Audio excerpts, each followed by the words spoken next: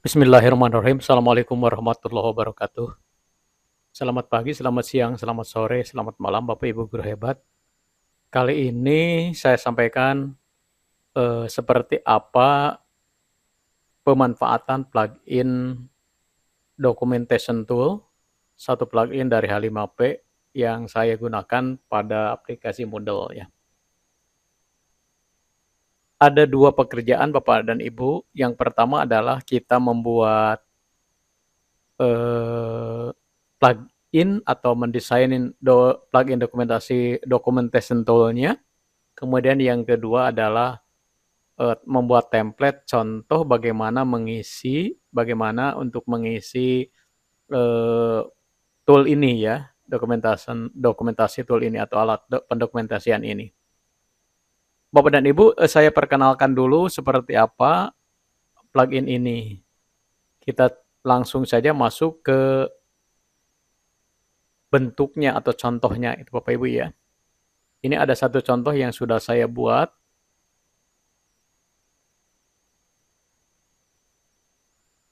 Nah, seperti ini Bapak dan Ibu ya.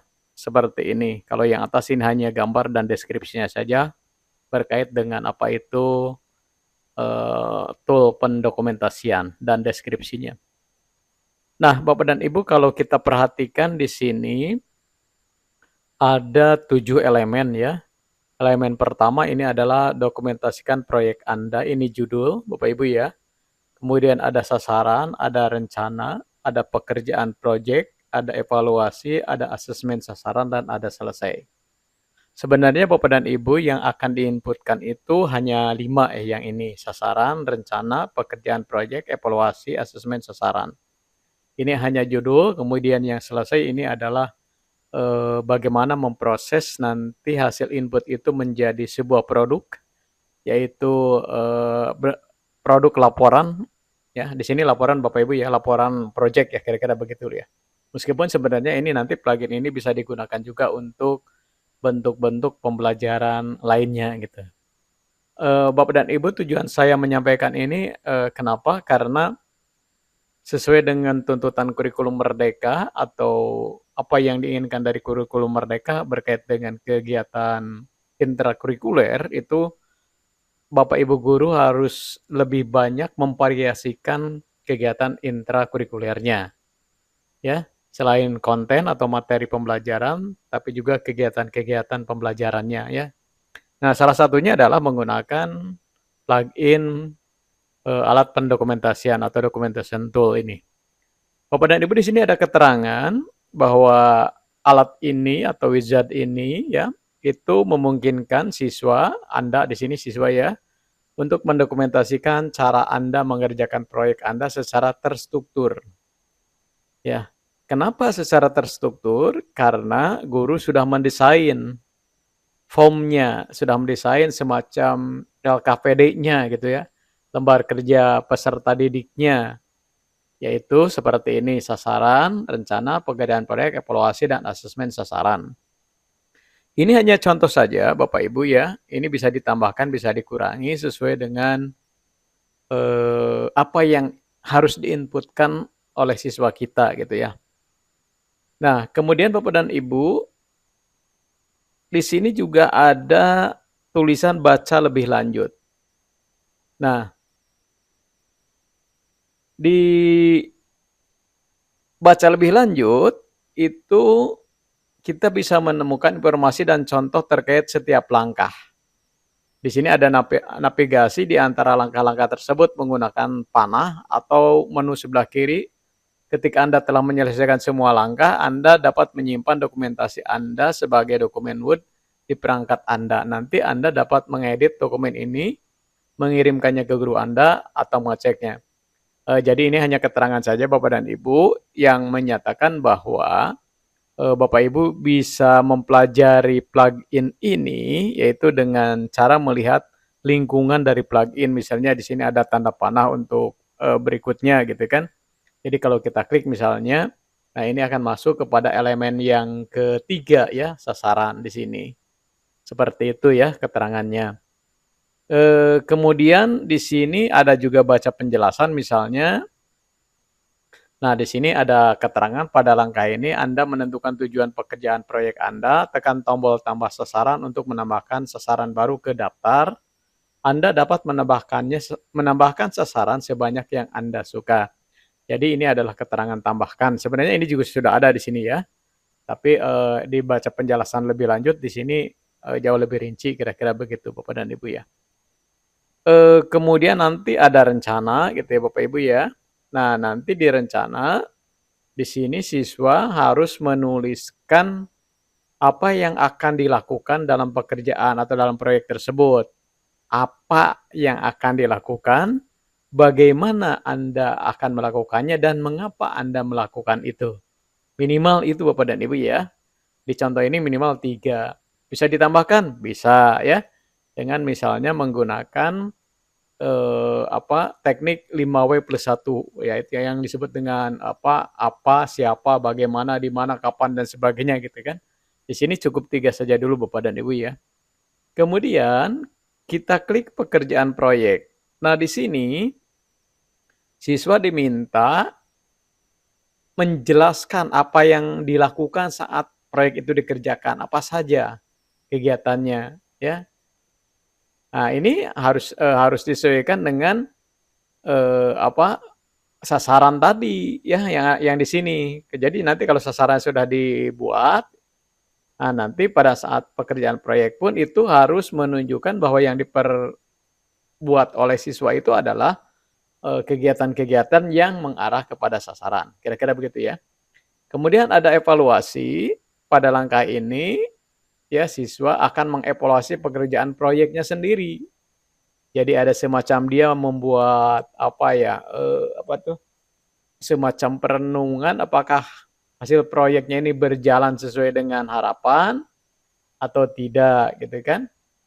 Kalau tidak mengapa, kemudian apa yang telah kamu pelajari.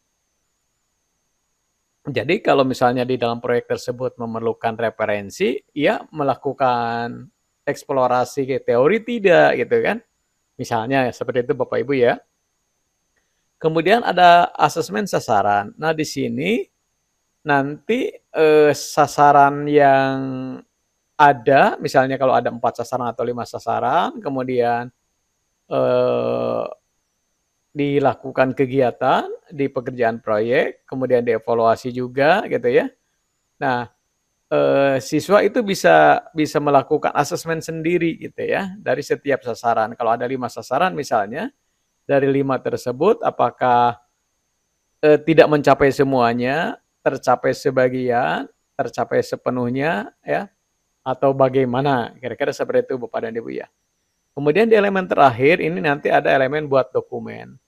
Nah, nanti ini ada dokumen ya, hasilnya seperti ini Bapak Ibu, tapi ini kan belum ada isinya ya, masih berbentuk, semacam sistematikanya ya.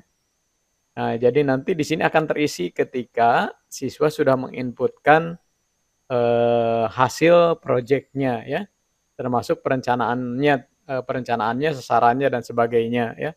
Ini nanti kita jelaskan lebih detail lagi Bapak Ibu ya. Oke Bapak dan Ibu, ini adalah desain bagaimana teman-teman guru, membuat semacam LKPD digital lah kira-kira begitu kalau, saya ibaratkan begitu ya. Nah, yang pertama harus dilakukan oleh siswa adalah menuliskan judul, kemudian tanggal laporan, kemudian nama penulisnya siapa, seperti itu.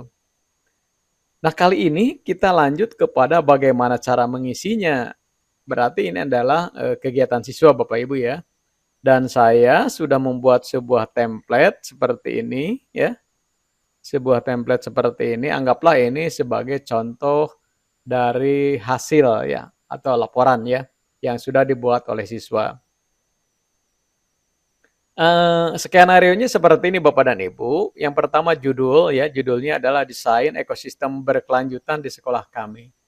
Desain ekosistem berkelanjutan di sekolah kami ini sepertinya pembelajaran IPA lingkungan hidup ya.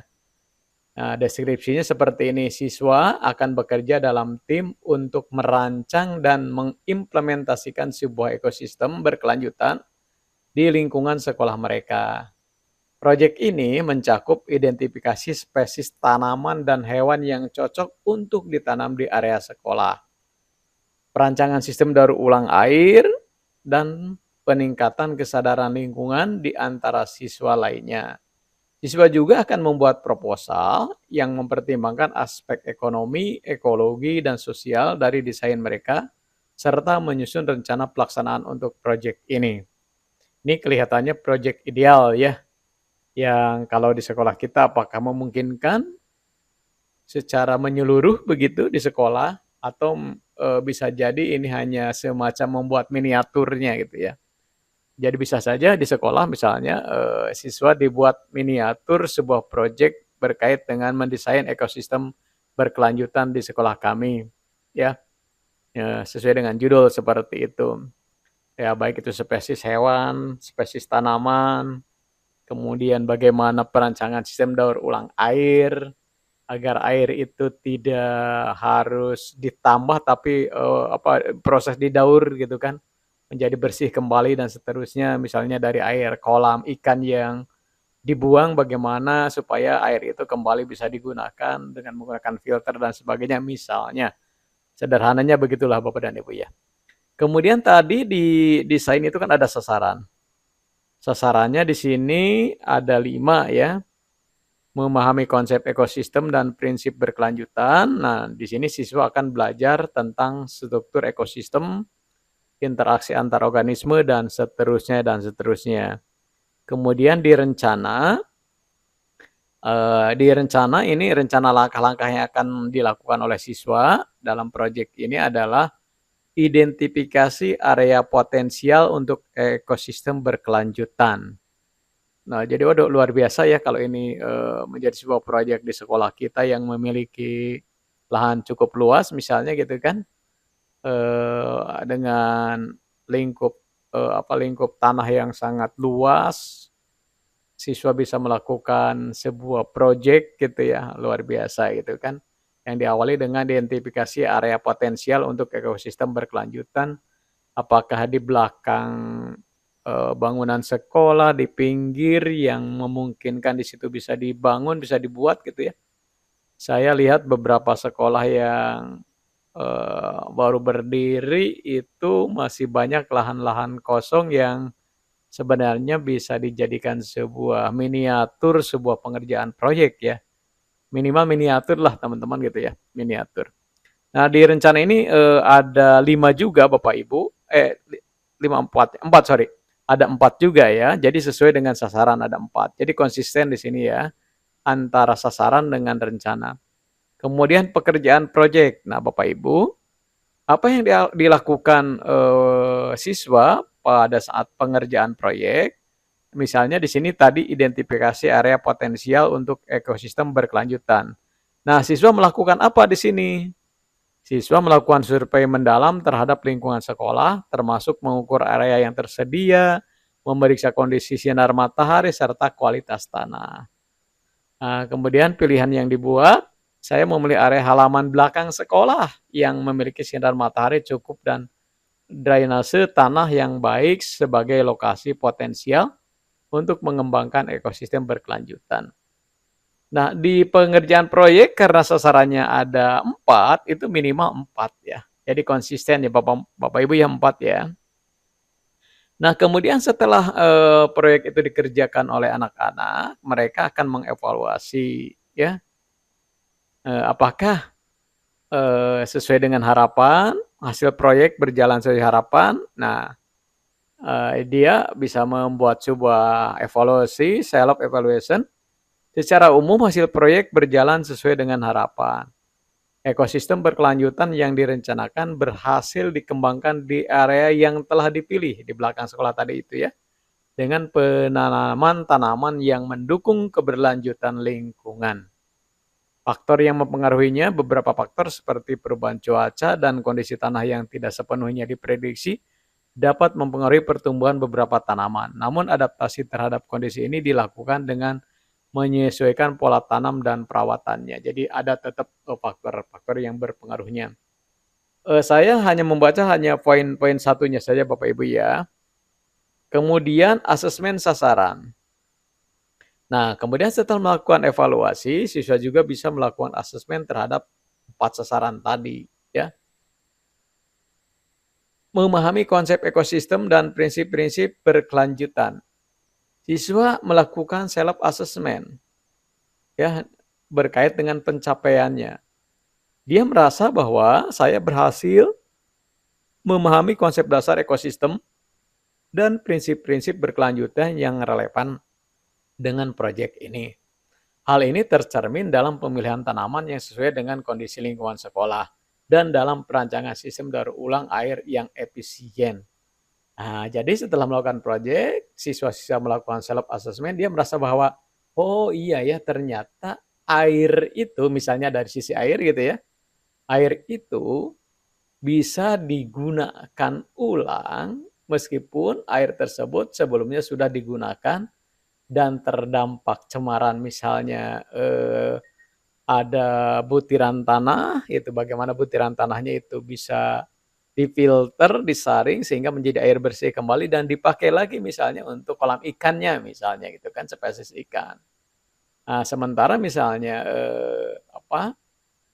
lumpur yang dari hasil filter itu bisa dimanfaatkan juga misalnya untuk ditambahkan di bagian tanaman ya, misalnya seperti itu. Nah, itu bisa cari teorinya apakah, lumpur seperti itu yang di dalamnya memiliki unsur-unsur tambahan lain misalnya dari kotoran ikan misalnya begitu, apakah berpengaruh terhadap, pertumbuhan pohon misalnya atau tidak itu bisa diungkap lebih lanjut ya dari sebuah proyek. Nah itu Bapak dan Ibu ya, seperti itu. Nah sekarang kita akan coba inputkan dari masing-masing elemen atau hasil dari laporan ini ke dalam elemen, documentation tool. Kita lanjut Bapak Ibu ya. Yang pertama Bapak Ibu, kita akan menuliskan di sini meminta judul, menuliskan judul ya. Kita diminta untuk menuliskan judul, kita copy paste saja, judulnya seperti ini ya. Sorry Bapak Ibu, bukan yang ini. Nah ini, di sini copy paste saja Bapak Ibu ya, judulnya, tanggalnya misalnya 20 Juni 2024. Ini artinya apa? Ini artinya laporan ini dibuat tanggal 20 Juni. Kemudian nama siswanya misalnya Delta.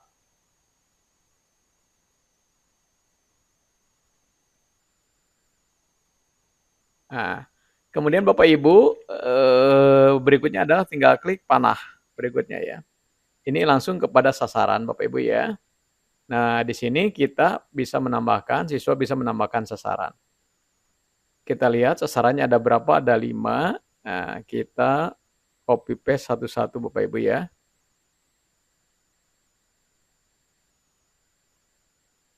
Klik tambah sasaran, klik paste di sini Bapak Ibu ya.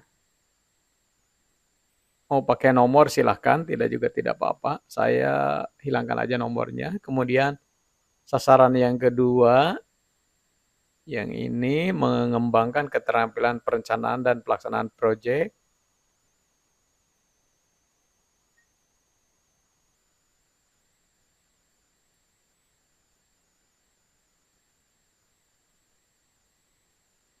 Semuanya aja Bapak Ibu ya.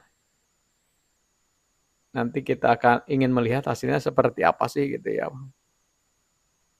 Produknya.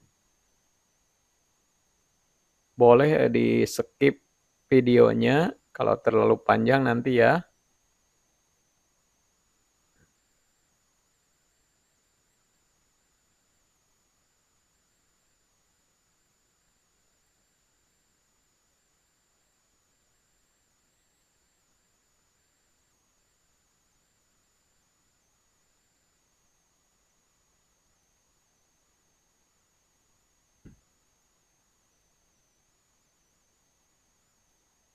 Oh sudah, Bapak Ibu sudah ya. ternyata sudah ini 4 ya. Ada 4, berarti ini di-del ya, dihapus ya, karena sudah 4. Jadi ada confirm, dihapus, betul.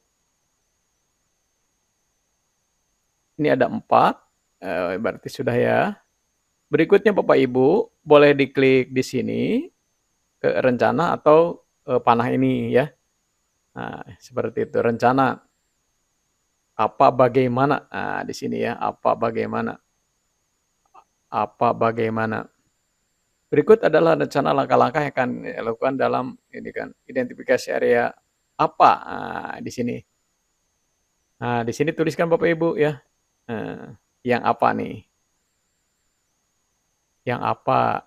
Ini karena ada beberapa ini, beberapa sub ini ya, ini agak banyak ya, tapi nggak apa-apa Bapak Ibu contoh ya.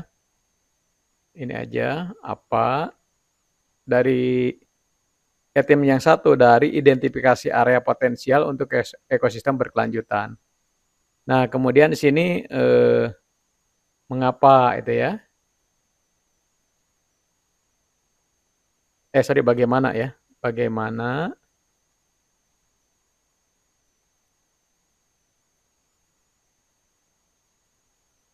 lalu ini mengapa. Nah, mengapa penting gitu kan. Langkah ini kenapa penting gitu kan. Langkah identifikasi itu. Ini dituliskan di sini.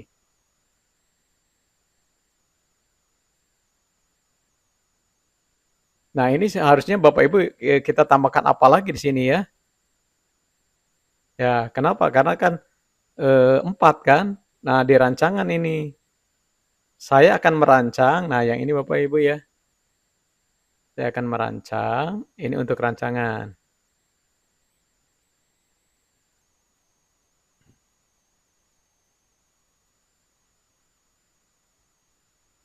Oke, kita ini juga sama bagaimana, juga ditambah Bapak Ibu ya.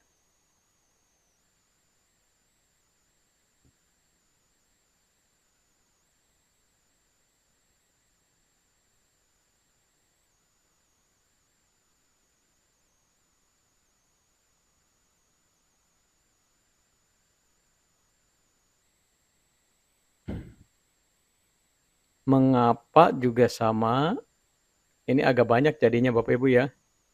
Nggak apa-apa biar kita bisa mengetahui hasil akhirnya seperti apa sih. Kalau ini semuanya kita inputkan gitu ya.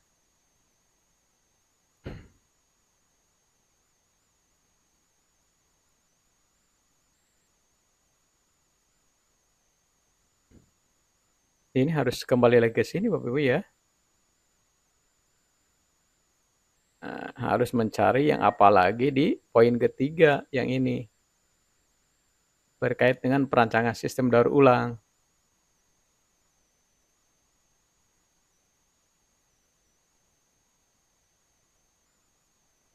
Kita paste di sini. Kemudian yang bagaimana. Biar ada jarak Bapak Ibu ya. Saya enter bagaimana akan dilakukan. Nah, jadi si siswa ini katanya dia akan mempelajari teknologi daur ulang. Itu kan luar biasa Bapak Ibu ya. Jadi teknologi daur ulang. Nah, oke. Kemudian mengapanya nih? Ya, mengapanya. Oke. Mengapa penting? Langkah ini penting katanya untuk mendukung keberlanjutan ekosistem dengan mengurangi konsumsi air dan memastikan penggunaan yang efisien. Kan oke Bapak Ibu ya. Kalau anak-anak sudah paham sampai kepada daur ulang dan mempraktikannya, itu yang penting ya. Mempraktikannya dalam sebuah proyek itu akan memiliki nilai yang jauh lebih kuat dibandingkan dengan menghafal gitu.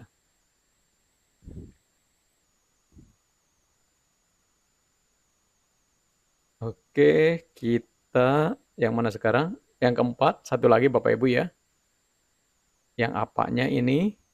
Penyusunan proposal dan presentasi untuk mendapatkan dukungan. Saya akan menyusun proposal yang komprehensif tentang desain ekosistem berkelanjutan dan manfaatnya untuk sekolah. Ah, ini bagus ya.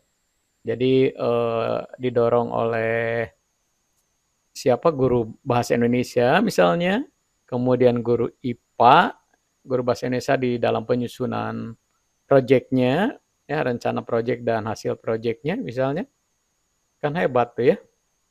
Guru IPA berkait dengan kontennya tentang ekosistem ya. Banyak yang terlibat Bapak Ibu, ini bisa dijadikan eh, proyek 5P ya, yang sekarang lagi tren. Hmm. Satu lagi yang mengapa Bapak Ibu ya.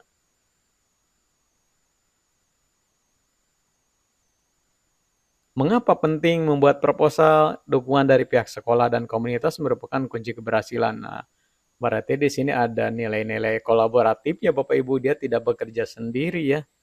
Ya, siswa sudah sadar bahwa untuk keberhasilan sebuah proyek itu harus berkolaborasi, tidak bisa berdiri sendiri. Wah, luar biasa Bapak Ibu ya. Nah, ini rencana sudah, kemudian pekerjaan proyek sekarang. Nah, tuliskan di sini. Pada langkah ini, siswa akan menjelaskan apa yang Anda lakukan saat mengerjakan proyek. Ingatlah untuk menjelaskan pilihan yang telah Anda buat. Seperti apa Bapak Ibu ya, pekerjaan proyek di sini. Nah, sampai sini ya. Ini juga sudah sama ya. Kita coba paste semua. Cukup tidak? Oke. Copy. Kita inputkan ke sini. Nah, ini seperti aja dulu Bapak Ibu ya, nanti kita rapi-rapinya di Microsoft Word. Soalnya di sini di editornya ini tidak ada ini ya, editor yang lengkap ya untuk merapihkan ya. Gak apa-apa, biarkan saja dulu Bapak Ibu ya. Kemudian dievaluasi ya. Nah, evaluasi. Ini juga kita copy paste sampai ke sini.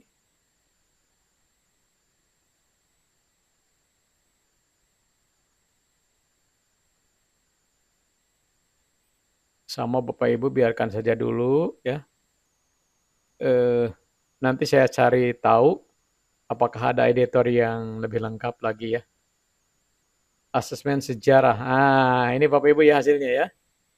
1, 2, 3, 4. 4 ya. 4 sasaran kan tadi kan. Memahami konsep ekosistem dan prinsip-prinsip keberlanjutan. Nah, Bapak dan Ibu, ini asesmen sasaran ya, asesmen sasaran.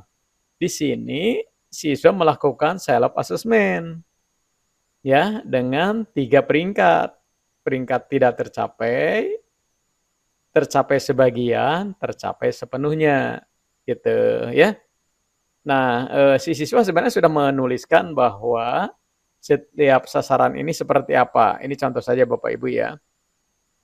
Pencapaian ya, saya berhasil memahami konsep dasar ekosistem dan prinsip-prinsip keberlanjutan yang relevan dengan proyek ini.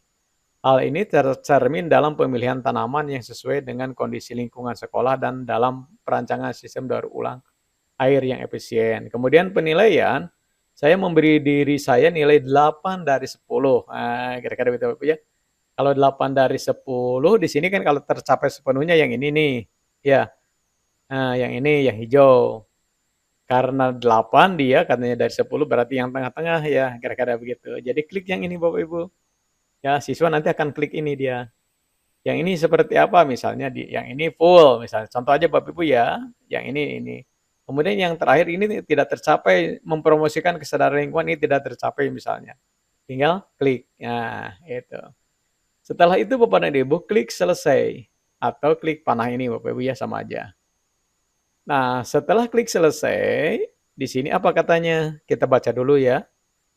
Nah, dengan menekan tombol buat dokumen untuk melihat pratinjau, dari pratinjau Anda dapat memilih untuk memilih semua tag dan menyalinnya atau dapat mengunduh tag tersebut dengan Microsoft Word ke Microsoft Word.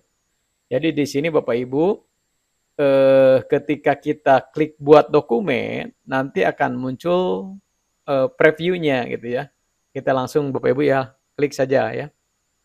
Klik. Nah, ini adalah previewnya. Lihat Bapak Ibu ya. Dokumentasikan proyek Anda, mulai dengan mengirimkan judul proyek Anda. Judulnya Desain Ekosistem Berkelanjutan di Sekolah Kami. Tanggal 20 Juli 2004, nama penulisnya Delta Educa. Rencananya berkait dengan apa, di sini ada 4 apa, gitu ya, ada 4 apa. Apa yang akan dilakukan? Saya akan melakukan survei lingkungan, saya akan merancang penanaman spesies tanaman, kemudian ada bagaimana, bagaimanapun ada 4 bagaimana. Kemudian mengapa pun ada 4 mengapa. Nah, kemudian pekerjaan proyek pun dia mengerjakan 4 kegiatan inti seperti ini ya.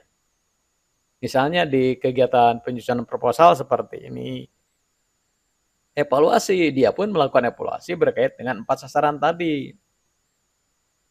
Nah, gitu kan, sudah sesuai katanya dan seterusnya. Asesmen sasaran, memahami konsep ekosistem dan prinsip-prinsip berkelanjutan. Siswa akan belajar tentang struktur ekosistem, interaksi antar organisme, dan seterusnya. Nah, kalau sudah preview ini, di sini ada 3 pilihan Bapak Ibu. Ada kirim, ekspor teks, pilih semua teks. Apa maksudnya? Kalau kirim, ini berarti nanti akan terkirim ke gradebook atau ke buku nilai ya. Jadi nanti terkirim ke guru langsung. Kalau ekspor teks ini berarti yang preview ini akan diubah ke dalam bentuk teks Microsoft Word ya. Pilihan semua teks ketika ini diklik itu akan ter-highlight, kemudian misalnya kalau mau di-copy ini tinggal di-copy saja, copy gitu kan, kemudian di Microsoft Word langsung gitu kan. Tapi kita coba kalau ini kan terlalu mudah, kita coba ekspor teks seperti apa ya. Kita klik ekspor teks.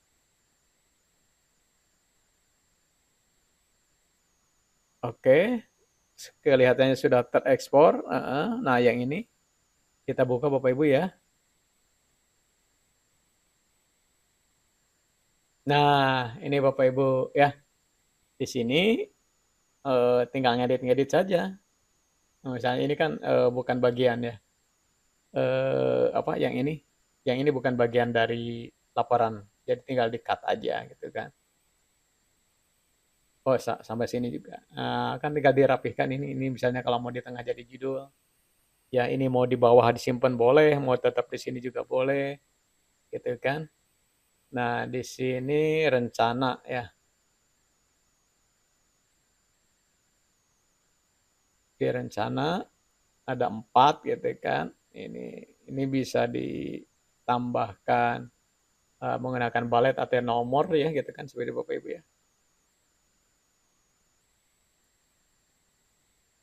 Ternyata ini seperti ini barangkali ya. Oh, ini apanya dihilangkan saja.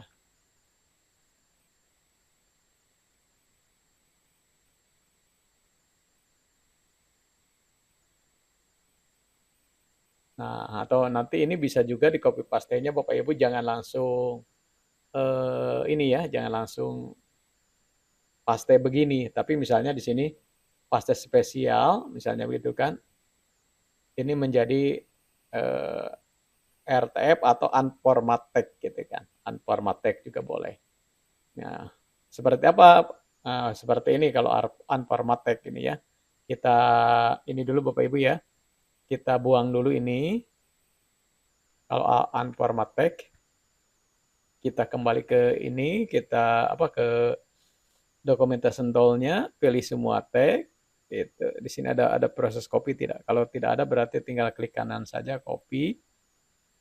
Nah, kemudian mana formatnya? Oh ini. Nah, di sini Bapak Ibu, pastenya paste spesial, pilih unformatted. Nah, nah, jadi seperti ini. Kalau ini ketika kita mau mengolahnya menjadi Microsoft Word itu kan bisa lebih fleksibel ya. Kita coba misalnya ini di pemberian balet ya. Nah, apa, gitu kan. Tambahkan the gitu kan. Jadi dia dia lebih lebih fleksibel untuk diolah karena dia belum terformat oleh Microsoft Word awalnya gitu kan. Seperti itu. Bapak dan Ibu itu ya, kemudian kalau sudah selesai ini tinggal klik saja tanda panah, gitu ya. Nah, kemudian kita cek, ini masih ada ya. Nah, jadi nanti Bapak Ibu kalau mau mencobanya silahkan karena ini ada atau anak-anak mau mencobanya silahkan karena ini ada di bagian depan, web saya, jadi tidak perlu login, saya juga tidak login itu, jadi saya mengerjakannya di halaman depan. Tapi kalau mau tersimpan di gradebook ya, atau buku nilai, maka nanti siswa kita harus login ya, harus login. Jadi kita bisa mengecek, pekerjaan siswa itu di buku nilai ya, seperti itu. Cukup bagus sepertinya ini kalau dipakai ya. Nah kemudian teman-teman nanti, ini kan, "Pak kok hanya teks saja?" Gitu kan. Nah nanti ini bisa ditambahkan dengan gambar dan sebagainya ya. Gambar-gambar hasil projeknya dan seterusnya gitu kan, diolah di Microsoft Word gitu kan. Nah, saya belum menemukan penginputan gambar di plugin-nya di sini ya, apa bisa atau tidak gitu ya. Ini kan kalau kalau teks ini bisa kan udah jelas ya, kalau teks sudah bisa nih, kalau ini teks sudah bisa. Biasanya kalau itu editornya lengkap termasuk, paste gambar harusnya sini ada gambar gitu. Apakah bisa paste gambar atau tidak gitu ya, kita coba Bapak Ibu saya penasaran nih. Kalau saya tempatkan misalnya cari gambar itu, contoh ya, kalau, upload gambar jelas nggak bisa karena, saya lihat di situ tidak ada tombol untuk upload gitu ya. Misalnya, air ya, air sorry, air ini, misalnya gini ya, kemudian saya copy, save image, copy image.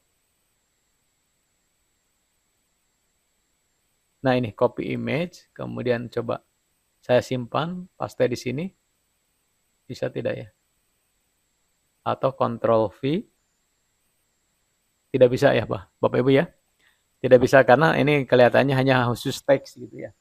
Nanti saya coba ini lagi, kaji kembali apakah editornya bisa memasukkan gambar atau link atau video atau apa ya. Kalau itu bisa masuk kan luar biasa, bagus sekali. Ya, bagus sekali ini dijadikan, alat untuk mendidik ya. Documentation tool ini kalau bagi saya secara pribadi ini sebenarnya, alat yang digunakan oleh teman-teman guru, oleh kita, untuk anak terbiasa membuat laporan itu sistematis gitu ya. Sistematis karena kita sudah mendesain LKPD-nya, dalam plugin documentation tool itu. Itu saja Bapak Ibu, terima kasih ya untuk, perhatiannya, untuk atensinya. Mudah-mudahan bermanfaat ini. Saya ingin kita, Bapak Ibu guru yang hebat-hebat ini semakin hari semakin memiliki inovasi karena, kita tidak bisa menghindar dari teknologi bagaimanapun juga. Program-program Kementerian Pendidikan ya, itu sekarang sudah mengarah kepada digitalisasi termasuk digitalisasi pembelajaran.